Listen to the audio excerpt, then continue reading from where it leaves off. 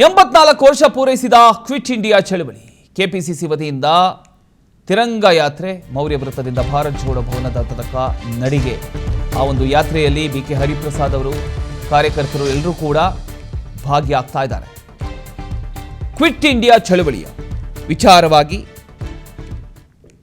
84ನೇ ವರ್ಷಾಚರಣೆ ತಿರಂಗ ಯಾತ್ರೆ ಇದು.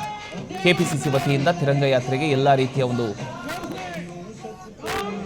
ಸಿದ್ಧತೆಯನ್ನ ಮಾಡಿಕೊಂಡಿದ್ದಾರೆ. ಅದನ್ನ ನೀವು ಗಮನಿಸ್ತಾ ಇದ್ದೀರಿ. ಮೌರ್ಯ ವೃತ್ತದ ಗಾಂಧಿ ಪ್ರತಿಮೆಯಿಂದ ಕೆಪಿಸಿಸಿ ಭಾರತ್ ಜೋಡೋ ಭವನದ ತನಕ ತಿರಂಗ ಯಾತ್ರೆಯಲ್ಲಿ ಬಿಕೆ ಹರಿಪ್ರಸಾದ್ ಅವರು ಭಾಗಿಯಾಗಿದ್ದಾರೆ.